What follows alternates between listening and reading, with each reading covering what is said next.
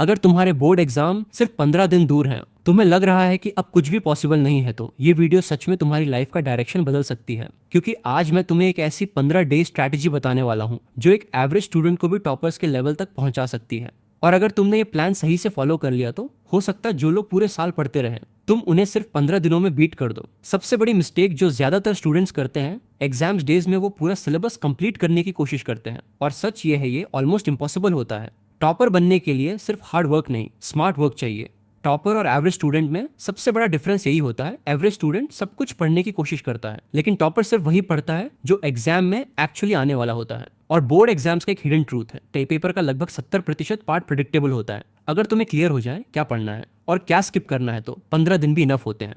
अब सुनो वो स्ट्रैटेजी जो टॉपर्स यूज करते हैं। अपने सिलेबस को 3 जोन्स में डिवाइड करो। जोन नंबर 1 रेड जोन, ये सबसे इंपॉर्टेंट चैप्टर्स होते हैं जहां से हर साल क्वेश्चंस आते हैं। इन चैप्टर्स को कम से कम 3-4 बार रिवाइज करो, क्योंकि बोर्ड एग्जाम्स में रिपीटिशन काफी होती है। जोन नंबर 2 येलो जोन, ये मीडियम इंपॉर्टेंस टॉपिक्स होते हैं, इन्हें सिर्फ एक बार कवर करो, बस इंपॉर्टेंट क्वेश्चंस, फॉर्मूलाज और डेफिनेशंस याद कर लो। जोन नंबर 3 ग्रीन जोन, ये लो प्रायोरिटी टॉपिक्स होते हैं, अगर टाइम बचे तो पढ़ो, अगर टाइम ना बचे तो बिना गिल्ट के स्किप कर दो।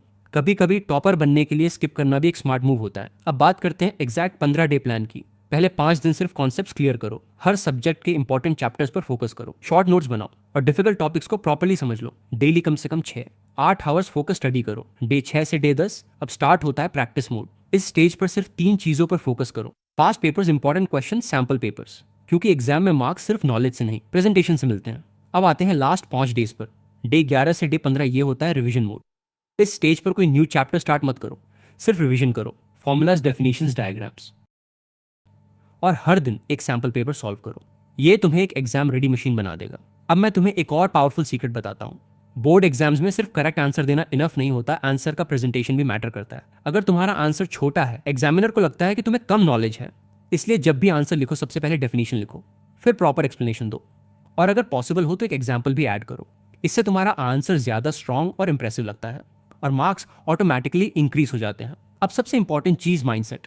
अगर तुम 15 दिन में प्रिपरेशन करना चाहते हो तो तुम्हें अगले 15 डेज के लिए फोकस मोड में जाना होगा। अगले 15 दिन social media ban, distractions ban, excuses ban, सिर्फ एक मिशन, बोर्ड एग्जाम्स। याद रखो 15 दिन छोटे लगते हैं, लेकिन अगर सही तरीके से यूज किए जाए तो ये तुम्हारी लाइफ चेंज कर सकते हैं। आज से 15 दिन बाद जब तुम एग्जाम हॉल में बैठोगे, 2 तरह के स्टूडेंट्स होंगे।